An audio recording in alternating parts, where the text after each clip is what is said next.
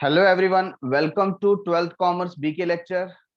Friends, today we are going to start with chapter number 2, that is final account of not for profit concern. So in your textbook on page number 63, let us start with the introduction part first. As you can see, the name suggests not for profit. What does it mean? An organization which work on the basis of welfare motive or to promote something, but its basic aim, primary aim is not to earn profit. हर एक organisation as a business जब हम देखते हैं तो उनका जो primary aim होता है वो प्रॉफिट अर्न करना होता है, बट कुछ ऑर्गेनाइजेशन ऐसे होते हैं जो प्रॉफिट को प्राइमरी पार्ट पर नहीं रखते हैं. प्रॉफिट हो सकता है उनका सेकेंडरी सिचुएशन होगा, बट प्राइमरी मोटिव कुछ और होता है, और ऐसे ऑर्गेनाइजेशन को हम क्या कहते हैं? नॉट फॉर प्रॉफिट मोटिव या not for profit concern.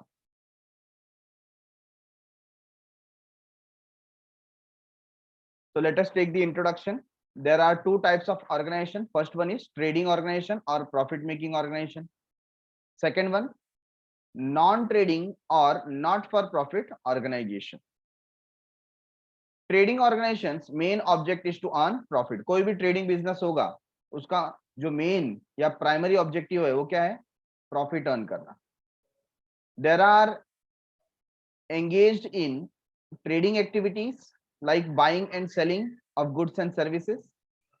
Organizations like sole trading concern, partnership firm, cooperative organizations, public limited company, etc.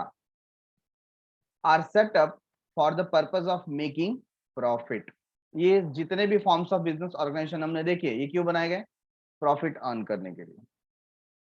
Final accounts for which consist of trading account and profit loss account and balance sheet are prepared. तब जब हम इनका final account करते हैं तो हमने chapter number 1 में देखा कि हमें ट्रेडिंग अकाउंट बनाना होता है, प्रॉफिट एंड लॉस अकाउंट बनाना होता है, और क्या बनाना होता है? Balance sheet. कहां से? ट्रायल बैलेंस से. बट जब हम नॉट फॉर प्रॉफिट ऑर्गेनाइजेशन की बात करते हैं तो their main aim is to give service. उनका जो मेन एम है वो सर्विस प्रोवाइड करना है, वेलफेयर देना है. किसको? To its member or the society at large. They are not formed for profit making. उन्हें profit making के लिए नहीं बनाया गया. They do not carry any trading activity or manufacturing activity. जैसे एग्जाम्पल में है sports club, charitable hospital, school, colleges, universities, trade unites, chamber of commerce, professional institution, trust, social welfare association, religious concern, libraries, etc. are example of not for profit concern. तो ये कुछ institute हम not for profit concern के रूप में देख सकते हैं. कई चैरिटेबल हॉस्पिटल के बारे में आपने सुना होगा, स्कूल कॉलेजेस जो आपको एडेड एडमिशन देते हैं, है ना. आपने देखा होगा एडेड कॉलेज के अंदर आपका 2000 रुपीज फीस के अंदर एडमिशन हो जाता है, पूरा का पूरा साल वो आपको पढ़ाते हैं, लेकिन आपको लगता है 2000 रुपीज में वो कॉलेज चलेगा? Answer is no. ठीक है ना. तो ये यहां पर क्या बता रहे हैं? ऐसा ऑर्गेनाइजेशन जो प्रॉफिट के मुद्दे पर नहीं बना है. जैसे कई बार हम देखते हैं कि सिद्धि विनायक टेम्पल है, वहां पे फ्री बुक का डिस्ट्रीब्यूशन होता है ना. आपको भी अगर 11-12 स्टैंडर्ड के या FY SY BCom TY BCom के बुक्स चाहिए तो आप सिद्धि विनायक टेम्पल में जाके फॉर्म भरेंगे, 10 रुपए का फॉर्म भरने पे आपको वहां से बुक्स अवेलेबल हो जाएगा. हाँ, इनिशियली आपको कॉस्ट पे करना पड़ता है, जब आप बुक्स रिटर्न करेंगे आपको फिर से वापस आपका पैसा मिल जाता है. ऐसे ही कई बार वहां पर जो पेशेंट किडनी प्रॉब्लम से सफर करते हैं तो उनको डायलिसिस कराना होता है, तो वहां पर बहुत ही कम पैसे में डायलिसिस करा के मिलता है. ये क्या कर रहे हैं? वो वेलफेयर कर रहे हैं. हमने लाल बागचा राजा इनका नाम सुना है, तो जो भी डोनेशन वहां पर आता है बाद में वो सोशल वेलफेयर में लगाया जाता है. ये क्या है? Religious trust. ऐसे चेंबर ऑफ कॉमर्स भी है, प्रोफेशनल इंस्टीट्यूशंस हैं जो नॉट फॉर प्रॉफिट कंसर्न है, मतलब उनका मुद्दा प्रॉफिट कमाना नहीं है, ठीक है। Their main object is to give service to the members. They maintain the books of accounts in a different way. तो इनका books of account trading institute के बुक्स ऑफ अकाउंट से डिफर करता है। तो ट्रेडिंग जहां पर होता है वहां पर हमने देखा कि ट्रेडिंग अकाउंट बनाना है, प्रॉफिट एंड लॉस अकाउंट बनाना है और बैलेंस शीट बनाना है, यस। बट जब हम and not for profit organisation की बात करते हैं, यहां पर हमें ट्रेडिंग अकाउंट बनाना नहीं पड़ेगा, प्रॉफिट एंड लॉस अकाउंट बनाना नहीं पड़ेगा। तो क्या यहां पर बनाना पड़ता है वो हम आगे डिस्कस करेंगे। As their motive is not to earn profit, not for profit concern do not prepare profit and loss account, instead they prepare income and expenditure account. तो instead of trading account, profit and loss account, ये क्या prepare करते हैं, income and expenditure account. Similarly they do not prepare trial balance but they prepare receipt and payment account. तो इनका जो base होता है वो क्या होता है, रिसीट एंड पेमेंट अकाउंट। जैसे नॉर्मल ट्रेडिंग बिजनेस में हम ट्रायल बैलेंस प्रिपेयर करते हैं, वैसे इनके ऑर्गेनाइजेशन में या नॉट फॉर प्रॉफिट कंसर्न में हम क्या प्रिपेयर करते हैं, रिसीट एंड पेमेंट अकाउंट, और उसके बेसिस पे हमको इनकम एंड एक्सपेंडिचर अकाउंट बनाना पड़ता है।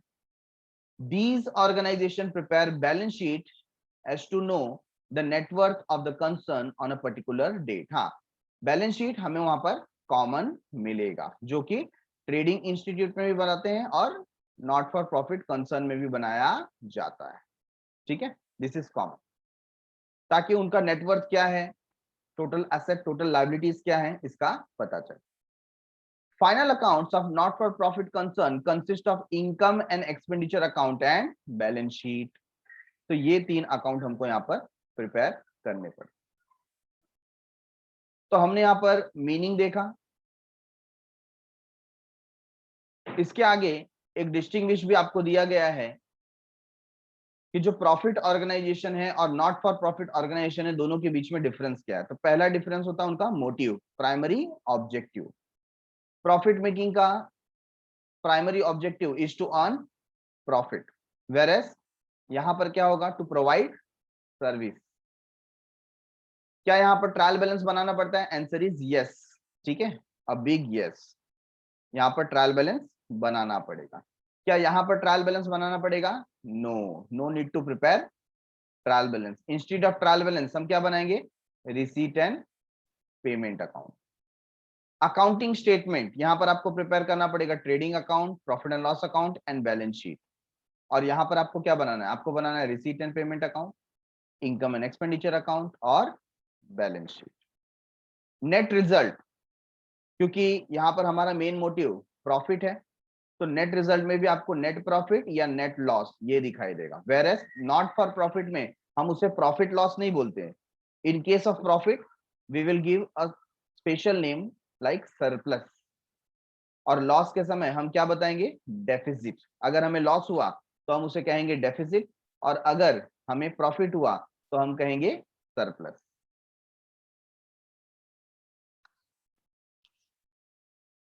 ओनर और कैपिटल फंड, जब हम बात कर रहे हैं प्रॉफिट ऑर्गेनाइजेशन की, तो यहां पर ओनर्स के फंड में क्या क्या इंक्लूड रहता है, capital plus reserves and surplus.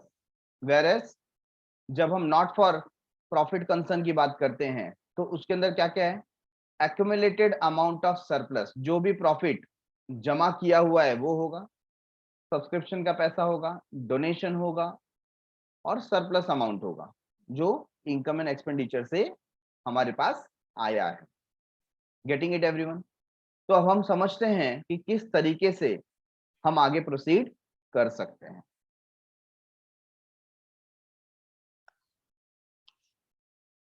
Now we will learn कि नॉट फॉर प्रॉफिट कंसर्न में हमें क्या क्या प्रिपेयर करना पड़ता है।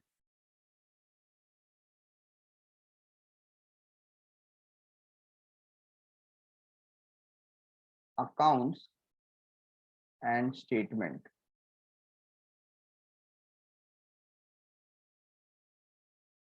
To be prepared.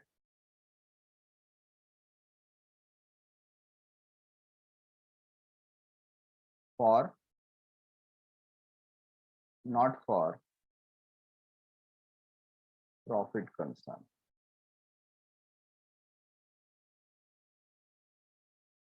Not for profit concern. So number 1, receipt and payment account.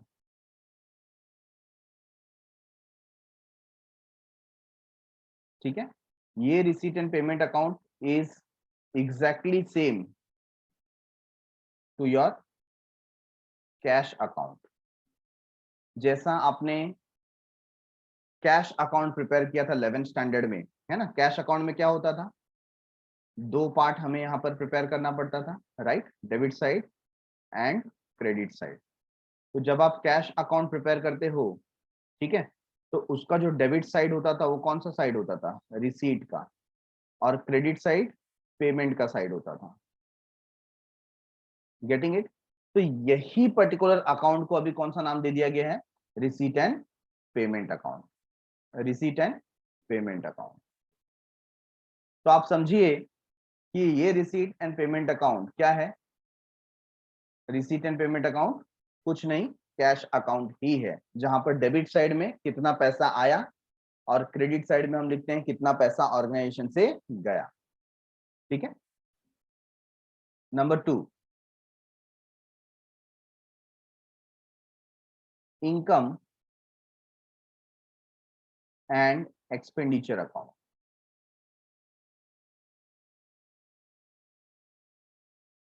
Income and expenditure account कौन सा अकाउंट है, ये एक नॉमिनल अकाउंट है. आप कहोगे सर हमने जो ट्रेडिंग अकाउंट देखा था, हमने जो प्रॉफिट एंड लॉस अकाउंट देखा था, ये भी तो नॉमिनल अकाउंट था. Answer is yes. तो कुछ कुछ वैसा ही है. यहाँ पर जब हम इनकम और एक्सपेंडिचर अकाउंट बनाएंगे तो डेबिट साइड में हमें क्या मेंशन करना है, एक्सपेंडिचर या एक्सपेंसेस, और क्रेडिट साइड में हम क्या शो करेंगे, इनकम. ठीक है ना. तो ये एक नॉमिनल अकाउंट है जिसमें डेबिट में शो होगा ऑल एक्सपेंसेस एंड लॉसेस, और क्रेडिट में शो होगा ऑल इनकम एंड गेन्स. तो इसका नाम हो जाएगा इनकम एंड एक्सपेंडिचर अकाउंट. ठीक है. तो आप बोल सकते हैं यही ट्रेडिंग अकाउंट और प्रॉफिट एंड लॉस अकाउंट को थोड़ा सा मॉडिफाई करके क्या बना दिया गया, इनकम एंड एक्सपेंडिचर. सर ऐसा क्यों, ट्रेडिंग अकाउंट ही नाम रख देते, प्रॉफिट एंड लॉस अकाउंट ही नाम रख देते. नहीं, ऐसा नहीं कर सकते. क्यों, क्योंकि हमारा बिजनेस कौन सा है, हमारा बिजनेस है नॉट फॉर प्रॉफिट का. हम सर्विस प्रोवाइड करने के लिए, प्रॉफिट अर्न करने के लिए नहीं है. तो आपके नाम में भी प्रॉफिट होना नहीं चाहिए, आपके नाम में भी ट्रेडिंग होना नहीं चाहिए. I hope you are getting it. ठीक है. तो इस तरीके से हम यहां पर income and expenditure account prepare करें. And at the end which statement we have to prepare, third one, balance sheet. ठीक है. तो ये तीनों अकाउंट या 2 अकाउंट और एक स्टेटमेंट प्रिपेयर करके हम फाइनलाइज करेंगे नॉट फॉर प्रॉफिट कंसर्न के अकाउंट को. अच्छा, क्या यहाँ का बैलेंस शीट और वो जो फाइनल अकाउंट हमने किया था चैप्टर 1 में, उसके बैलेंस शीट में कुछ अंतर है. तो कुछ आइटम्स ऐसे हैं जो यहाँ पर आपको नए मिलेंगे. क्यों, क्योंकि हमारा ये स्वरूप कैसा है, नॉट फॉर प्रॉफिट का. तो नॉट फॉर प्रॉफिट ऑर्गेनाइजेशन के अंदर क्या चीजें होती हैं, पहले हम उसको समझेंगे और फिर इसके ऊपर हमें क्लैरिटी मिलेगी.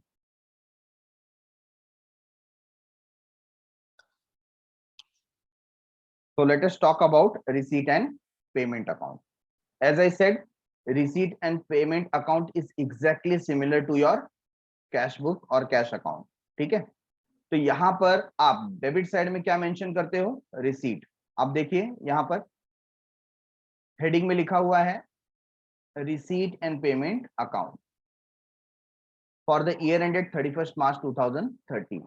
रिसीट साइड में आपको लिखना है all receipt, whether it is revenue or capital in nature. अच्छा, इस रिसीट में क्या क्या आ जाएगा, अगर कोई अमाउंट आपको प्रीवियस ईयर का मिला है करंट ईयर का मिला है या नेक्स्ट ईयर का भी मिला है, अगर पैसा मिला है किसी रूप में भी मिला होने दो, any amount which is received in cash you have to mention on the debit side. कहां पर मेंशन करना है? डेबिट साइड में. And any kind of payment you have made in cash, कोई भी कैश पेमेंट करने दो या चेक से पेमेंट करने दो, आपने अगर पेमेंट किया है तो आपको कौन सा साइड लिखना है? क्रेडिट साइड में उसको मेंशन करना है. All payments whether it is revenue और capital in nature, previous year का हो, करंट ईयर का हो या अपकमिंग ईयर का हो, हमने अगर पेमेंट अभी किया है तो उसको अभी रिकॉर्ड करना है. Getting it everyone? तो ये था हमारा receipt and payment account. Nothing new, it is as good as cash book. ठीक है.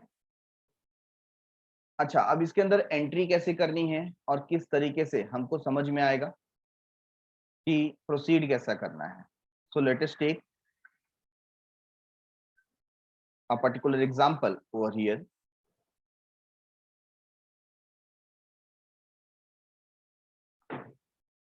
तो ऑलरेडी एग्जाम में कई बार आपको रिसीट एंड पेमेंट अकाउंट दिया होगा. क्या दिया होगा? Receipt and payment account. ठीक है. तो मैं यहां पर कंसीडर करता हूं this is receipt and payment account.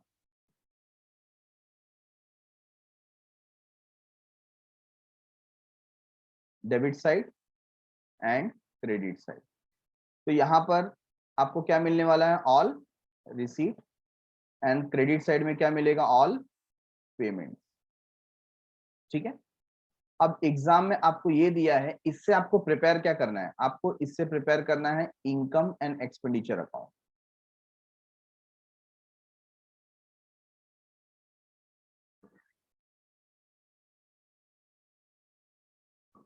Income and expenditure account. Next और एक स्टेटमेंट आपको प्रिपेयर करना है which is balance sheet. Which is balance sheet.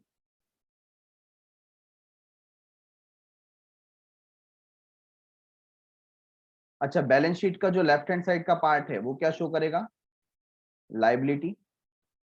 और राइट हैंड साइड का पार्ट है वो क्या शो करेगा? एसेट. ठीक है. तो ये तीन आपने यहां पर स्टेटमेंट प्रिपेयर किया. अब जो आइटम आपको रिसीट साइड में दिया हुआ है यहां पर, दैट मीन्स आपने कोई कैश रिसीव किया है, तो इसको जब आप पोस्टिंग करोगे, जब इसको आप ट्रांसफर करोगे तो कहां लेकर के जाना है? क्योंकि आपने ये पैसा रिसीव किया है, तो ये या तो आपका होगा इनकम. क्या होगा? इनकम. क्यों? क्योंकि यहां पर हम क्रेडिट साइड में क्या शो करते हैं? इनकम. और डेबिट साइड में क्या शो करते हैं? एक्सपेंडिचर. ठीक है ना. क्योंकि पैसा आपको मिला है, पैसा आपको मिला है, तो ये आपका क्या हो सकता है? इनकम. अगर वो इनकम नहीं है तो वो दूसरा क्या हो सकता है? Second possibility, it is liability. For example, आपने सेल किया. क्या किया? सेल. कोई आइटम आपने या कोई स्क्रैप आपने सेल किया. कितने का? 5,000 रुपीज का. तो क्या क्या होगा? वो होगा इनकम. क्या होगा? इनकम. अच्छा, इंस्टेड ऑफ सेल आपको दिया है कि आपको लोन का पैसा मिला, मतलब we have taken loan. How much? 20,000. तो ये पैसा मिला, तो ये क्या है? ये है लायबिलिटी.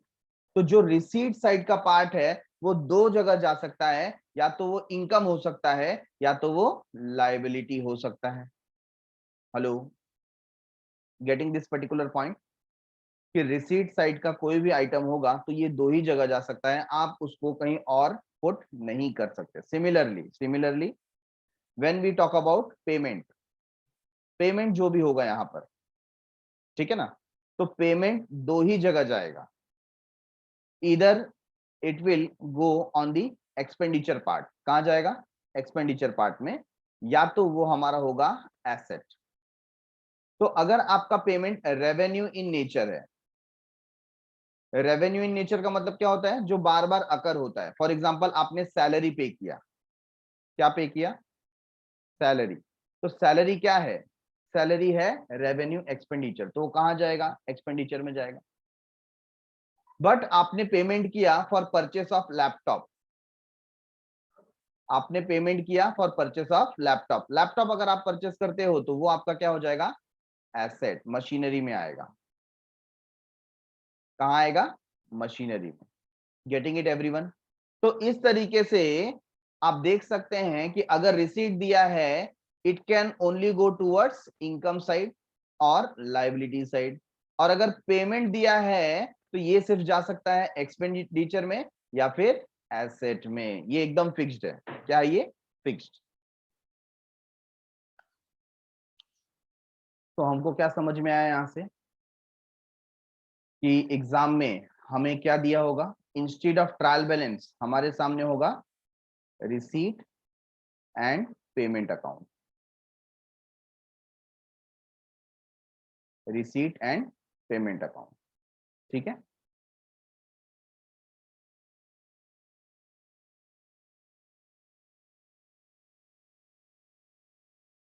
अच्छा, रिसीट एंड पेमेंट अकाउंट के डेबिट साइड में क्या होगा, ऑल रिसीट, और क्रेडिट साइड में क्या होगा, ऑल पेमेंट। ये रिसीट कैसे रिसीट हो सकते हैं, ये रिसीट रेवेन्यू नेचर के हो सकते हैं। रेवेन्यू का मतलब क्या होता है, रिकरिंग इन नेचर, छोटे मोटे अमाउंट आपको मिलते रह रहे हैं, ठीक है। और दूसरा हो सकता है capital in nature. Payment side में सिमिलरली रेवेन्यू पेमेंट हो सकता है, for example wages, salary, any expenditure which is recurring in nature, ठीक है। दूसरा हो सकता है कैपिटल एक्सपेंडिचर। तो रेवेन्यू और कैपिटल, इसको अगर आपको समझना है तो ये समझो कि जब हम कोई एक्सपेंडिचर इंकर करते हैं, अगर वो कैपिटल नेचर का है तो कोई ना कोई एसेट क्रिएट करेगा। क्या क्रिएट करेगा, एसेट। फॉर एग्जांपल हमने लैंड एंड बिल्डिंग परचेस करने के लिए पैसा दिया, तो लैंड एंड बिल्डिंग हमारा हुआ। फर्नीचर परचेस करने के लिए पैसा दिया तो फर्नीचर हमारा हुआ, तो वो फर्नीचर एसेट है। कोई एसेट क्रिएट हुआ तो वो कैपिटल नेचर का है। लेकिन अगर कोई एसेट क्रिएट नहीं हुआ, फॉर एग्जांपल किसी एम्प्लॉय ने हमारे लिए काम किया, हमने उसको 10,000 सैलरी दिया, सैलरी देने के बाद क्या हमारे पास कोई एसेट क्रिएट हुआ, नहीं। ये तो हर महीने हमें सैलरी देती जानी है उसके सर्विसेज लेने के लिए, ठीक है ना। सिमिलरली प्रिंटिंग एंड स्टेशनरी, या postage and telegram, telephone bill, electricity bill, carriage, cartage, office expense, sundry expense, miscellaneous expense, ये सारे जो छोटे मोटे एक्सपेंसेस हैं ये सब रेवेन्यू नेचर के हैं। कौन से नेचर के हैं, रेवेन्यू नेचर के। तो हम उसे एक्सपेंडिचर ही काउंट करेंगे। वैसे ही रिसीट एंड पेमेंट में अगर रेवेन्यू नेचर का रिसीट है, ठीक है ना, तो ये हमारे लिए क्या होता है, इनकम। क्या होता है, इनकम। फॉर एग्जाम्पल डिविडेंड मिलना, या आपने स्क्रैप सेल किया, उसमें प्रॉफिट हो गया, इनकम है। कमीशन मिला, इनकम है। डिस्काउंट मिला, इनकम है। तो ये रिकरिंग है, ये बार बार मिलता है, और इसके वजह से कोई लायबिलिटी क्रिएट नहीं होती। वेयरएज अगर कैपिटल नेचर का कोई अमाउंट मिला, फॉर एग्जांपल हमने लोन लिया है, ठीक है ना, तो हमारे लिए वो क्या है, लायबिलिटी। क्या क्रिएट हो गई, लायबिलिटी। तो अगर कोई रिसीट कैपिटल नेचर का है तो वो लायबिलिटी की तरफ जाती। तो रिसीट एंड पेमेंट हमको ये दो फॉर्म में मिलेंगे, ठीक है। Okay, moving ahead. अब हमको इससे बनाना क्या होगा, इससे हमको बनाना है income and expenditure account. What we have to prepare, income and expenditure account.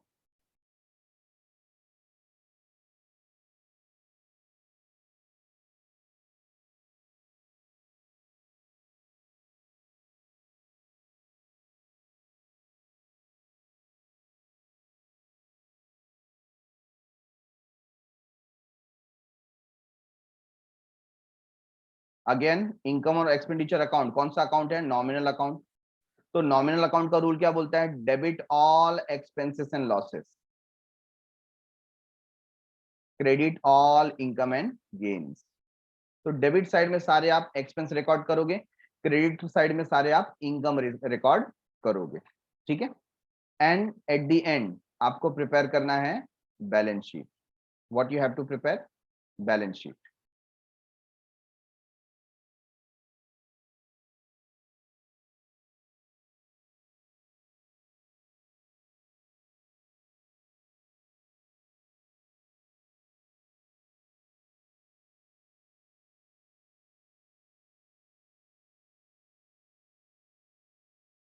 अच्छा, बैलेंस शीट के लेफ्ट हैंड साइड में क्या दिखेगा? लायबिलिटीज,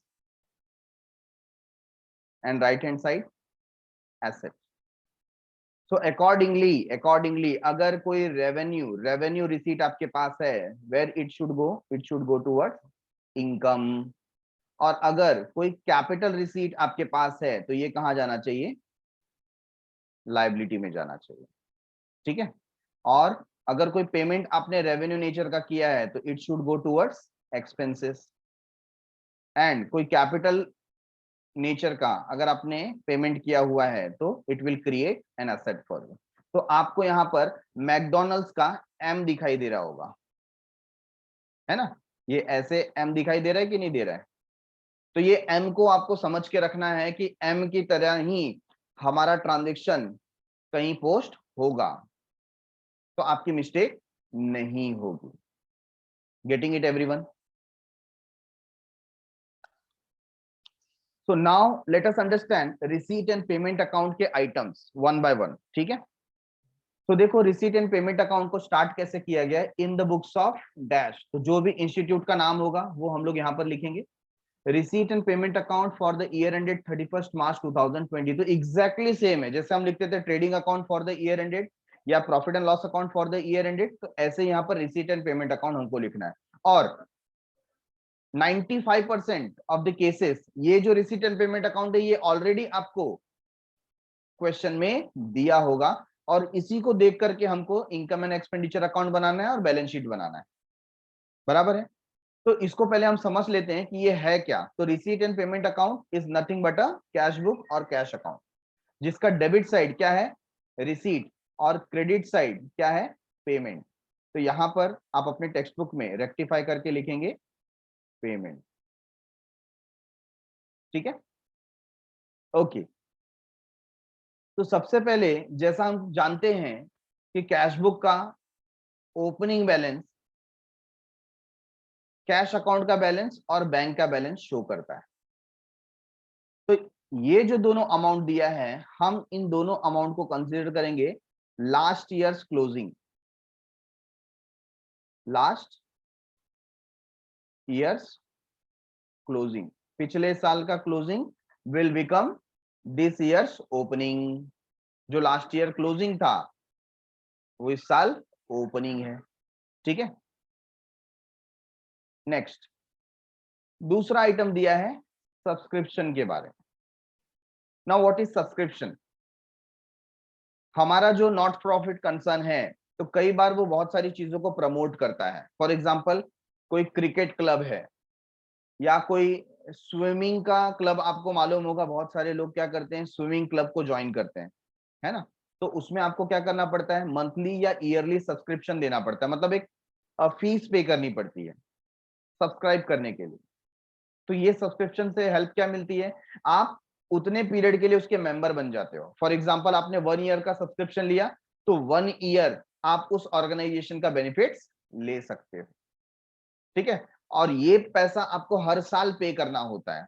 तो कभी कभी होता है कि कुछ मेंबर्स प्रीवियस ईयर का पेमेंट नहीं देते हैं, वो इस साल देंगे, और कुछ मेंबर्स ने इस साल का पेमेंट अभी तक पेंडिंग रखा हुआ है।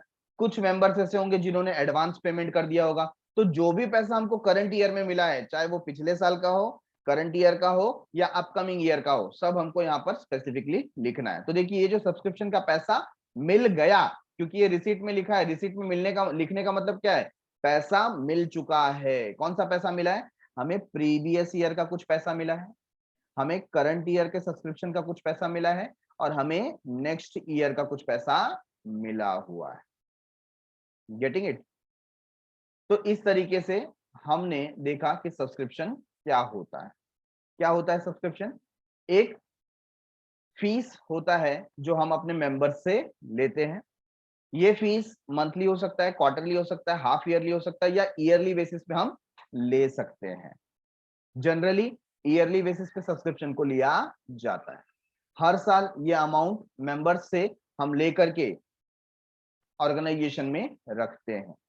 ठीक है, नेक्स्ट है एंट्रेंस फीस। एंट्रेंस फीस क्या होता है?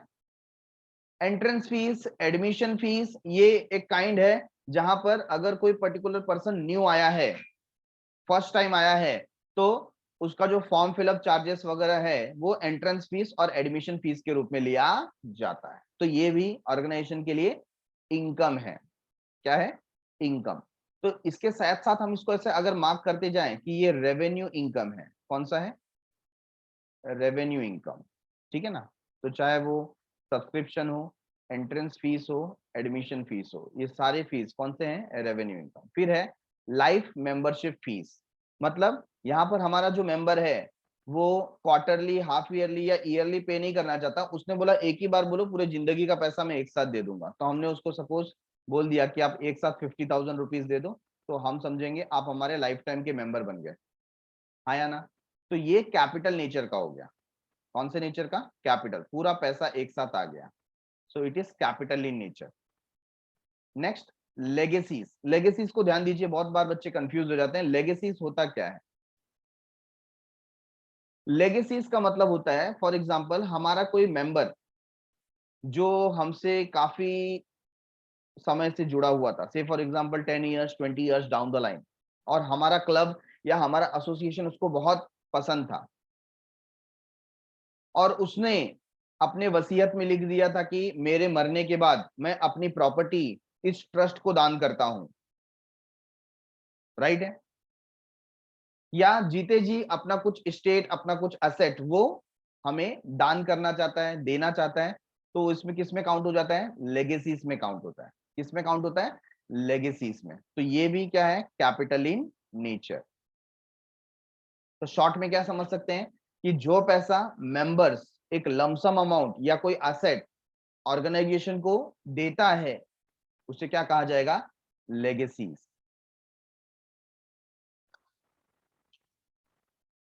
Next one is government grant. कभी कभी हमारी ऑर्गेनाइजेशन कुछ अच्छे काम करती है तो गवर्नमेंट भी अपनी तरफ से कुछ ग्रांट्स देती है। मतलब गवर्नमेंट की तरफ से एक हेल्पिंग हैंड हो जाता है। फॉर एग्जांपल जैसे मैंने आपको बताया कि सिद्धि विनायक ट्रस्ट है, वो जिन ऐसे पेशेंट जिनको किडनी का प्रॉब्लम होता है तो डायलिसिस उनका बहुत ही नॉमिनल अमाउंट में करके देता है ना? आप जनरली कोई प्राइवेट हॉस्पिटल में जाओगे तो डायलिसिस का कॉस्ट 3,000 रुपीज से 6,000 रुपीज तक का होता है, वन डायलिसिस।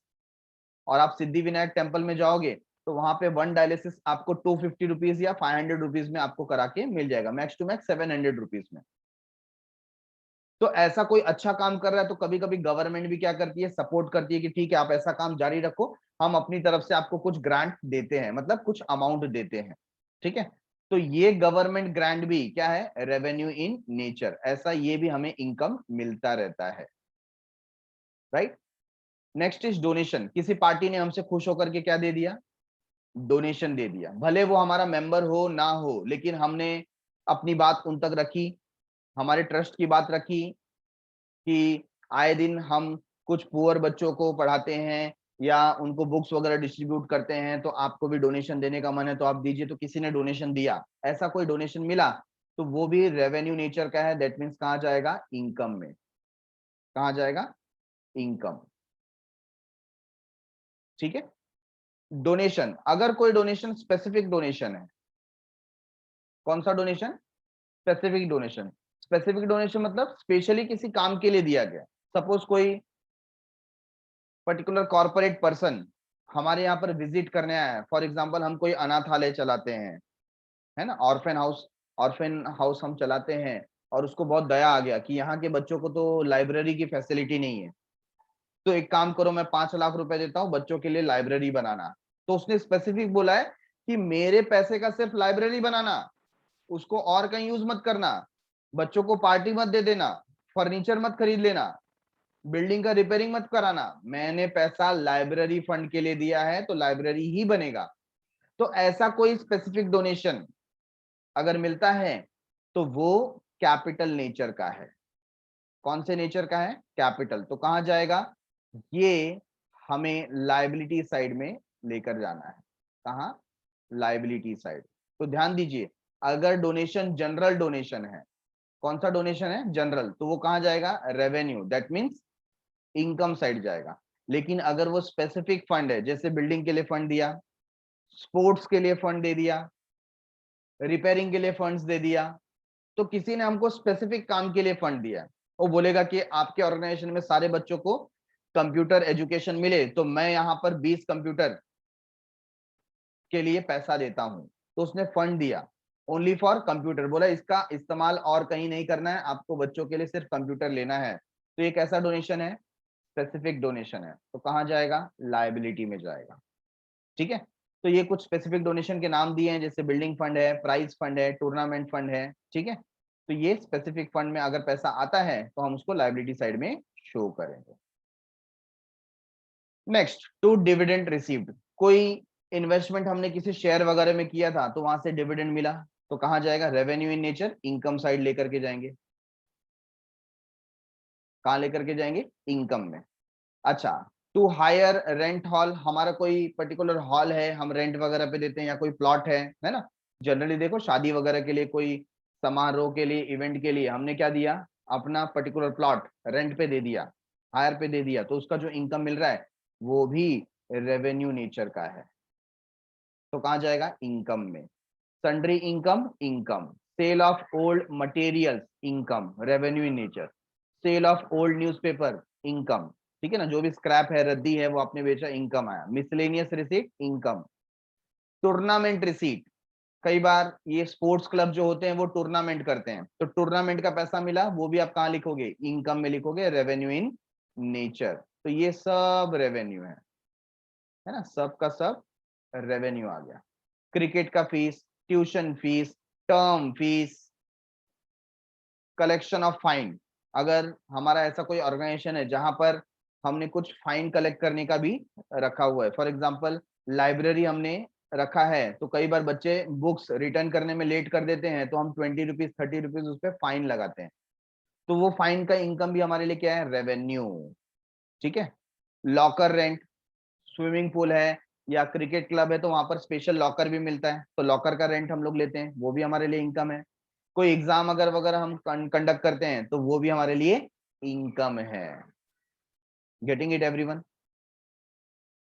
ये था रिसीट साइड के सारे items. Now we will check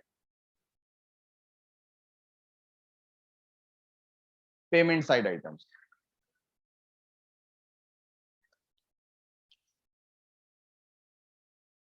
तो पेमेंट साइड में फर्स्ट आइटम आपको दिखाई दे रहा है बैलेंस का, किसका, बैलेंस। और बैलेंस यहाँ पर जो है वो किसका है, बैंक ओवरड्राफ्ट। आप भी समझते हैं, अगर कैश बुक में कोई क्रेडिट बैलेंस दिखाई दे, कैश बुक में अगर कोई क्रेडिट बैलेंस दिखाई दे, तो वो क्या होता है, वो होता है bank overdraft, that means negative balance. क्या होता है, नेगेटिव बैलेंस। ठीक है, क्योंकि कैश बुक हमेशा क्या दिखना चाहिए, डेबिट साइड का बैलेंस शो करना चाहिए। अगर ऐसा नहीं है तो वहां पर हमें इसे बैंक ओवरड्राफ्ट नाम देना पड़ेगा। बराबर है, तो ये भी प्रीवियस ईयर का क्लोजिंग है, तो हम लिख सकते हैं last years closing, last years closing.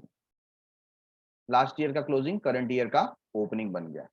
अच्छा, सैलरी, सैलरी हमने पे किया, तो इस साल हमने जो पेमेंट किया है वो पेमेंट पिछले साल का भी हो सकता है और करंट ईयर का भी हो सकता है। फॉर एग्जांपल, पिछले साल हमने 2 महीने 3 महीने का पेमेंट नहीं दिया था, देना बाकी था, आउटस्टैंडिंग था, तो इस साल हमने वो भी पे कर दिया। Getting it? तो पिछले साल का कितना और इस साल का कितना, ये दोनों हमने यहाँ पे रिकॉर्ड किया है। अच्छा, दोनों अभी क्यों रिकॉर्ड किया, क्योंकि पेमेंट हमने अभी किया है, क्योंकि ये कैश बुक है, तो जब पेमेंट होगा तभी रिकॉर्ड करना है। बराबर है। Similarly rents and taxes, rent, rates and taxes. For example, previous year का रेंट जो हमें 12 मंथ का पे करना था, हमने सिर्फ 9 मंथ का पे किया, दैट मींस 3 मंथ का क्या हो गया, आउटस्टैंडिंग। बराबर है, तो हमने क्या कर दिया, करंट मंथ में जहां पर 12 मंथ का करना था, हमने पिछले महीने का मिला दिया, तो टोटल कितना हो गया, 15 मंथ। बराबर है, और प्लस हमने 2 मंथ्स का एडवांस भी पे कर दिया। क्या पे कर दिया? एडवांस, मतलब टोटल 70 मंथ का पेमेंट कर दिया। तो हमको उसको सेग्रीगेट करके लिखना पड़ेगा कि प्रीवियस ईयर का जो 3 मंथ्स का था वो पे किया है, करंट ईयर का 12 मंथ का, और नेक्स्ट ईयर का 2 मंथ्स का एडवांस भी हमने पे कर दिया। ठीक है, तो इस तरीके से आप यहां पर रिकॉर्डिंग करते हो। फिर जो आपके एक्सपेंडिचर हैं, like printing and stationery, general expenses, interest on bank loan, electricity charges, audit fees, tournament expense, wages, purchase of sports material. अच्छा, ये हम अलग रखेंगे क्योंकि स्पोर्ट्स मटेरियल तो एसेट होता है। जो भी आप स्पोर्ट्स से रिलेटेड मटेरियल परचेस करते हो वो क्या होता है? एसेट होता है। ठीक है, बाकी जो सारी चीजें हैं प्रिंटिंग से लेके वेजेस तक, ये सब क्या हो जाएगा? Revenue in nature. मतलब कहाँ जाएगा? एक्सपेंसेस में। और परचेस ऑफ स्पोर्ट्स मटेरियल कहाँ जाएगा? एसेट में जाएगा। ठीक है ना, आपने स्टंप्स परचेस किए, ग्लव्स परचेस किए, या ऐसे जो भी इक्विपमेंट स्पोर्ट्स से रिलेटेड परचेस किए, एक बार परचेस किया तो 2 से 3 साल चलेगा, राइट? तो इसको हम एसेट में कंसीडर करेंगे। Insurance revenue in nature. Telephone expenses, bank charges, postage, conveyance, ये सारे आइटम हम फाइनल अकाउंट में भी देख चुके हैं। ठीक है, एक्सपेंसेस फॉर एनुअल फंक्शन, बहुत सारे ट्रस्ट या एसोसिएशन साल में एक बार एनुअल फंक्शन रखते हैं, तो उसके ऊपर भी जो खर्चा हुआ, तो ये सब का सब क्या है? Revenue in nature. कहाँ जाएगा? एक्सपेंसेस में जाएगा। ठीक है, अच्छा, फिक्स्ड डिपॉजिट कहाँ जाएगा? Asset. Purchase of fixed asset, asset. आपने लाइब्रेरी के लिए बुक्स वगैरह परचेस किया है, एसेट। ठीक है ना, फर्नीचर, बिल्डिंग, इन्वेस्टमेंट, ये भी कहाँ जाएगा? एसेट। न्यूज़पेपर, न्यूज़पेपर का आपने सब्सक्रिप्शन किया है, क्या है? एक्सपेंस है। रेगुलर आप न्यूज़पेपर के लिए खर्च करते हो। ऑफिस एक्सपेंस, रिपेयर्स, ये सारे आइटम्स क्या हैं? एक्सपेंसेस। और लास्ट में करंट ईयर का क्लोजिंग, मतलब ये पैसे अभी हमारे पास हैं, है ना, तो ये क्लोजिंग बैलेंस है करंट ईयर का। तो ध्यान देना है कि जब आप बैलेंस शीट बनाओ ना, तो ये दोनों कहां पर दिखने चाहिए? आपको एसेट में दिखने चाहिए। ठीक है, और जो आपने ओपनिंग देखा था, ये ओपनिंग को हमें इग्नोर करना है। क्या करना है? इग्नोर, क्योंकि वो कहीं पर नहीं आएगा। This one and this one, इसको क्या करना है? इग्नोर करना है, क्योंकि ये पिछले साल का क्लोजिंग है और जो करंट ईयर का क्लोजिंग है। ठीक है,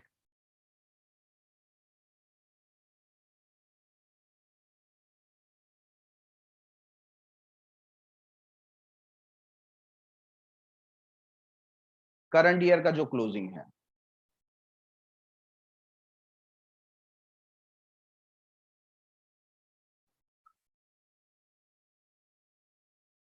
इसको आप कहां लेकर के जाओगे? एसेट में। कहां लेकर के जाना है? एसेट। अच्छा, ऐसा क्लोजिंग अगर डेबिट साइड में आ गया, है ना, यहां पर अगर क्लोजिंग आ गया, तो इसका मतलब क्या होता है? Bank overdraft. तो इसको कहां लेकर के जाना पड़ेगा? लायबिलिटी में। कहां लेकर जाना पड़ेगा? लायबिलिटी में। तो ये बात ध्यान रखने वाली है कि पोस्टिंग किस तरीके से होगा। So we have discussed each and every item in this particular chart और format.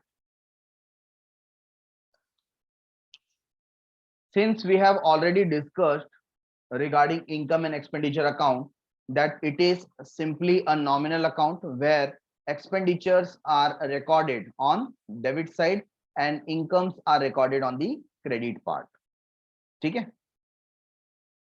Receipt and payment account देखते समय, ट्रांसफर देखते समय हमने एक एक आइटम को डिस्कस किया कि वो कब इनकम में जाएगा और कब एक्सपेंस में जाएगा।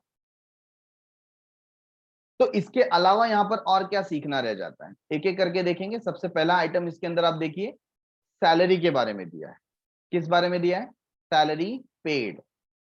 बट उसके अंदर कुछ एडजस्टमेंट है, paid for the last year, paid for the next year, add outstanding, add prepaid for the last year, और लास्ट में हमको फाइनल फिगर मिलता है। अब यही ट्विस्ट है इसके अंदर कि इनकम और एक्सपेंसेस में आपको बहुत सारा एडजस्टमेंट करना पड़ता है, प्रीवियस ईयर का, करंट ईयर का, अपकमिंग ईयर का। तो ये फॉर्मेट है क्या, इस फॉर्मेट को हम समझते हैं। से for example in the year 2019, in the year 2019 हमने कुछ एम्प्लॉयज को यहां पर एम्प्लॉय किया था और हमें पेमेंट देना था। सिंपल एग्जांपल लेते हैं, 1000 रुपीज पर मंथ। कैसा पेमेंट देना है? 1000 रुपीज पर मंथ। सो 2019 में हमने 10 मंथ्स का पेमेंट दिया, पेड फॉर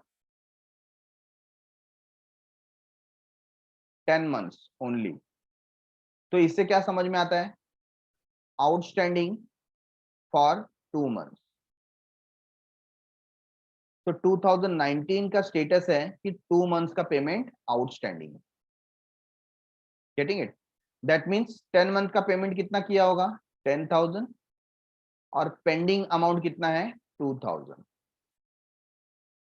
राइट है? अच्छा, इन द ईयर 2020 जब हम सैलरी पे कर रहे हैं, क्या पे कर रहे हैं?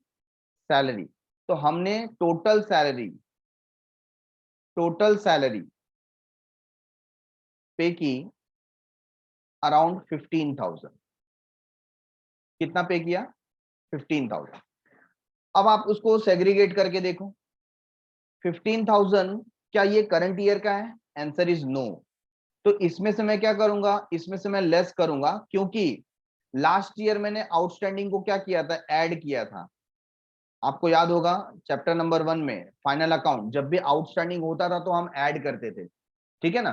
तो प्रीवियस ईयर मैंने इस आउटस्टैंडिंग को ऐड किया था, करंट ईयर जब मैं उसको पे कर रहा हूं तो मैं उसे लेस करूंगा। तो मैं यहां पर लिखूंगा outstanding for previous year, how much? 2,000। Right? इसके अलावा आप देखेंगे कि 15,000 में से अगर आप 2,000 माइनस भी कर देते हैं, 15,000 में से अगर आप 2,000 माइनस भी कर देते हैं तो भी अमाउंट कितना आता है? 13,000। जबकि 1,000 रुपीज के हिसाब से अगर आप 12 मंथ का पेमेंट करो तो it should be how much? 12,000, है ना? तो 1,000 हमने एक्स्ट्रा पे किया है। तो हम यहां पर क्या करेंगे? लेस करेंगे prepaid for current year, how much? 1,000। तो आउटर कॉलम में फिगर क्या आएगा? फाइनल फिगर 12,000, जो करंट ईयर का पेमेंट शो करेगा, जो ये शो करेगा। Getting it everyone? तो हमको ये जो एक्सपेंडिचर 15,000 का दिया था, करंट ईयर पे लाने के लिए हमको कुछ एडजस्टमेंट करने पड़े। लेस करना पड़ा outstanding of the previous year, less करना पड़ा prepaid of the current year. Getting it everyone? ये एग्जांपल आपको समझ में आया क्या? तो ये जो पोजीशन है इसको हम एक फॉर्मूला में कन्वर्ट कर लेते हैं। हम पहले इस बात को समझते हैं कि जब हम फाइनल अकाउंट कर रहे थे, है ना, कोई भी पर्टिकुलर एक्सपेंस है, कोई भी पर्टिकुलर एक्सपेंस दिया है, से फॉर एग्जांपल हमें दिया गया है रेंट, और हमें अगर एडजस्टमेंट में दिया होता रेंट ऑफ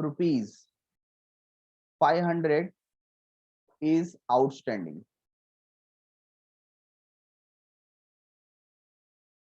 ठीक है ना? अगर ऐसा एडजस्टमेंट हमें दिया होता तो हम क्या करते थे? हम ये जो भी पर्टिकुलर अमाउंट होता उसमें इस रेंट को ऐड कर देते थे, ऐड आउटस्टैंडिंग, रेंट, राइट है। और अगर इसकी जगह लिखा होता rent of ₹200 is paid in advance या प्रीपेड, अगर ऐसा लिखा होता तो ये जो प्रीपेड अमाउंट है उसको आप क्या करते, लेस प्रीपेड, उसको आपको लेस करना होता, दैट इज 200, राइट है। ऐसा ही करते थे अगर ये चैप्टर फाइनल अकाउंट का होता। ये दोनों ही इंफॉर्मेशन करंट ईयर का दिया है, किसका दिया है, करंट ईयर का। तो जब करंट ईयर का इंफॉर्मेशन है तो ऑलरेडी हमको पता है कि क्या करना है। Outstanding rent of the current year क्या करना होता है, ऐड करना होता है। Prepaid rent of current year क्या करना होता है, ऐड करना होता है। Getting it everyone. तो ये ईयर मैं इसको नाम दे दूंगा 2019 का ईयर है, ठीक है। अब 2020 जब आएगा और सपोज रेंट पे किया गया है, कितना पे किया गया है रेंट, रेंट जो भी एक अमाउंट ले लेते हैं हम 10,000 का, ठीक है। तो 2020 में होगा क्या, 2020 में प्रीवियस ईयर का एडजस्टमेंट को भी एडजस्ट करना पड़ेगा। तो जो प्रीवियस ईयर में जो ऐड हुआ था वो यहां पर लेस होगा,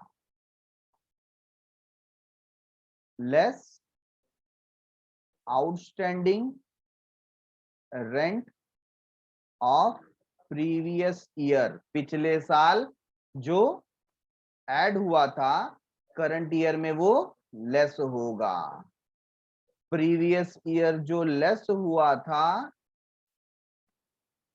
करंट ईयर में ऐड होगा, क्या लिखेंगे, add prepaid of previous year. ये बात को समझो, ठीक है। तो अल्टीमेटली हमारा जो फॉर्मूला है वो कैसे काम करेगा। अल्टीमेटली हमारा जो फॉर्मूला है वो कोई भी एक्सपेंसेस या इनकम से रिलेटेड हो तो आपको करना क्या है, ऐड लेस, ऐड लेस। अच्छा ऐड किसको करेंगे, ऐड करेंगे outstanding of current year, outstanding of current year, ठीक है। लेस किसको करेंगे, prepaid of current year. Current year का अगर कोई प्रीपेड है तो उसको लेस करना है। सिमिलरली अब इसका रिवर्स हो जाएगा, प्रीपेड ऑफ प्रीवियस ईयर या लास्ट ईयर आप लिख सकते हैं, और लेस किसको करेंगे, आउटस्टैंडिंग ऑफ प्रीवियस ईयर। ये फॉर्मूला आपको सब जगह पे सेट करना है। Getting it everyone. तो करंट ईयर का जो भी बेसिस है वो ऑलरेडी आपको फाइनल अकाउंट में पता है, ठीक है। और जो प्रीवियस ईयर का इंफॉर्मेशन होगा उसका उल्टा करना है। पिछले साल अगर ऐड किया था तो इस साल लेस कर देंगे, पिछले साल अगर लेस किया था तो इस साल ऐड कर देंगे, ठीक है।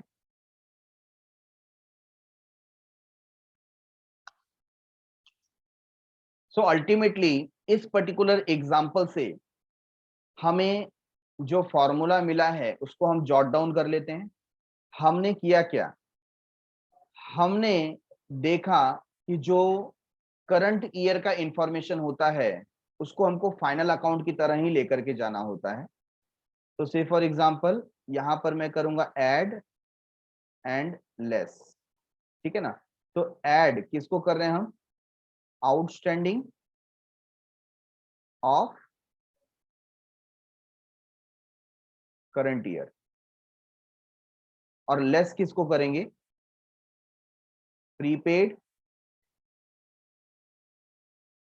Of current year. तो इसमें कोई डाउट नहीं है हमें, क्यों, ऐसा हम फाइनल अकाउंट में करते आए थे। कोई भी हमको आइटम आउटस्टैंडिंग दिया है तो हम ऐड कर देते थे, और अगर प्रीपेड दिया है क्योंकि वो इस साल का एक्सपेंडिचर नहीं था तो हम लेस कर देते थे। ठीक है, साथ ही साथ अगर हमें सेम अमाउंट प्रीवियस ईयर का फिगर दिया है, तो प्रीवियस ईयर का अगर वो आइटम है तो हम यहां पर prepaid of the previous year इसको ऐड करेंगे। पिछले साल जो हमने प्रीपेड किया था, मतलब 2019 में जो हमने ज्यादा पे कर दिया था वो करंट ईयर के लिए ही था ना, तो करंट ईयर में तो ऐड करना पड़ेगा।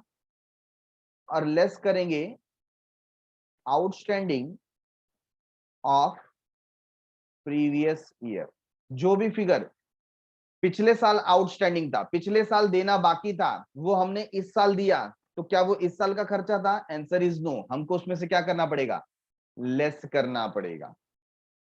ठीक है, तो ये एक हमारा फॉर्मूला सेट हो जाता है। इस फॉर्मूला को आप जैसे भी अपने माइंड में सेट करो, है ना, चाहे आप ऐसे प्लस माइनस करके करो, या किसी को लगता नहीं sir minus minus plus plus करके लिखना है, आपकी मर्जी, चाहे जैसे लिखो, बस ये बात समझना है कि जो पिछले साल लेस किया था करंट ईयर में ऐड होगा, जो पिछले साल ऐड किया था करंट ईयर में लेस होगा। ठीक है, और करंट ईयर का जो इंफॉर्मेशन है जैसा हम फाइनल अकाउंट में करते थे सेम वैसे ही फॉलो करना है। Let us take an example for understanding this particular thing. So we have over here illustration number 2 for considering adjustment related to subscription. Receipt and payment account हमको दिया, तो हमको समझना है ये एक कैश बुक है, कैश बुक के डेबिट साइड में रिसीट दिया है और क्रेडिट साइड में पेमेंट दिया है। फिलहाल हमको एक पर्टिकुलर एडजस्टमेंट समझना है, तो आप देखिए रिसीट साइड में हमको दिया है सब्सक्रिप्शन, मतलब सब्सक्रिप्शन का पैसा मिला, सब्सक्रिप्शन का पैसा मिला। अच्छा, कितना पैसा मिला, सब्सक्रिप्शन का हमको 85,000 मिला। अब उस 85,000 का बाइफर्गेशन कैसा है, इस 85,000 रुपीज में से आप देख रहे हैं यहाँ पर मार्च 2018 का इंफॉर्मेशन है, मतलब ये जो है ये हमारा करंट ईयर है। क्या है ये, करंट ईयर। ठीक है, तो करंट ईयर का हमें 80,000 मिला है, 1,500 हमें प्रीवियस ईयर का मिला है, और 3,500 हमें नेक्स्ट ईयर का, या हम इसको बोल सकते हैं प्रीपेड है। क्या है, प्रीपेड। Getting it everyone. इसके अलावा हमको बोला है subscription outstanding for the current year, इस साल का 7,000 रुपया आना बाकी है, तो हम इसको कैसे डिनोट करेंगे, we will write like outstanding of current year, outstanding of current year. और क्या लिखा हुआ है, आउटस्टैंडिंग सब्सक्रिप्शन फॉर 2016-17, जो 2016-17 था उस समय 2,000 रुपए आना बाकी था, और हम देख सकते हैं यहां पर 2,000 में से कितने रुपए आए हैं, अभी 1,500 आए हैं। ठीक है, that means still 500 rupees are receivable, 500 रुपए अभी भी आना बाकी है। आगे क्या लिखा है, subscription received in advance during last year was 8,000, तो इसको हम बोल सकते हैं prepaid of previous year, prepaid of previous year, मतलब पिछले साल जो हमको सब्सक्रिप्शन एडवांस में मिला था वो 8,000 ज्यादा मिला था, तो हमने मार्किंग कर लिया कि कौन से आइटम का क्या मीनिंग है। ठीक है, अब इसे अगर हमें सॉल्व करना है, तो क्योंकि ये एक सब्सक्रिप्शन का अमाउंट है, तो इनकम है हमारे लिए, हम इनकम साइड में लिखेंगे बाय सब्सक्रिप्शन, बाय सब्सक्रिप्शन। अच्छा, क्योंकि इस पे एडजस्टमेंट है, so we will write it in inner column. तो टोटल अमाउंट क्या है, आप देख सकते हैं टोटल अमाउंट है 85,000, टोटल अमाउंट इज 85,000, तो इनर कॉलम में मैंने यहां पर मेंशन किया 85,000।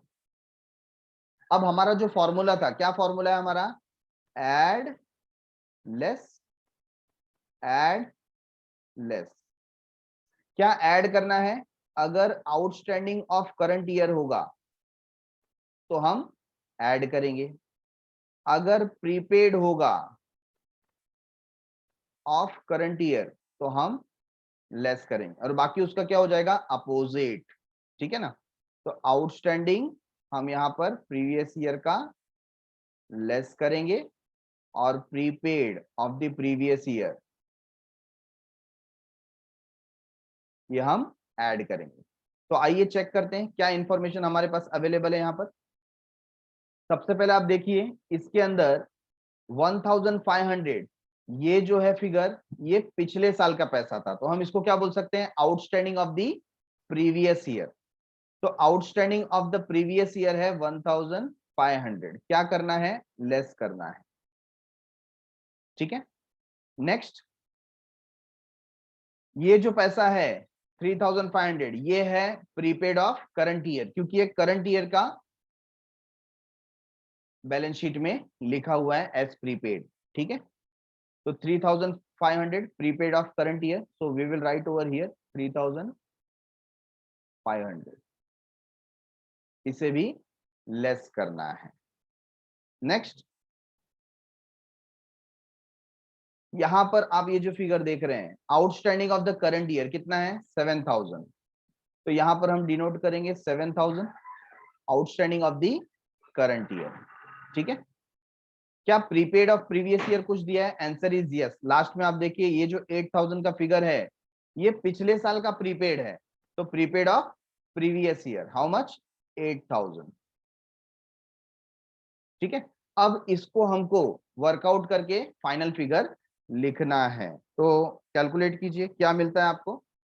85,000 आप ऐड करेंगे 7,000 माइनस करेंगे 3,500 फिर ऐड करेंगे 8,000 और फिर माइनस करेंगे 1,500, तो जो फिगर आपको मिलेगा आउटर कॉलम में इट इज 95,000, इट इज 95,000।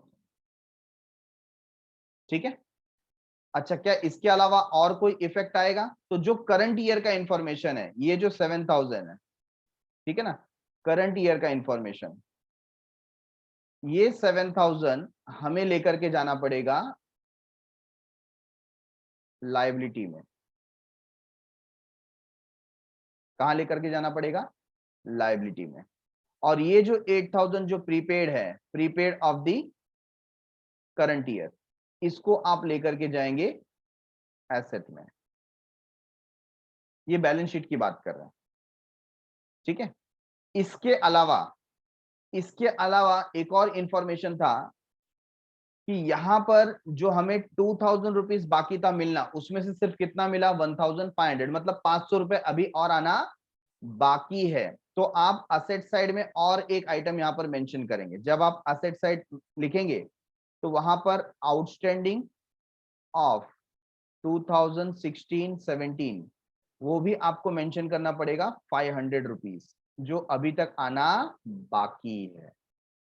इस तरीके से आप इस पर्टिकुलर एडजस्टमेंट को सॉल्व करेंगे। Tell me, getting it everyone? सबको ये समझ में आया क्या? So done for the day, thanks a lot for watching. मिलते हैं अगले एपिसोड में, तब तक के लिए बाय बाय, शुक्रिया, शबा खैर, सायोनारा, बाय बाय एवरीवन।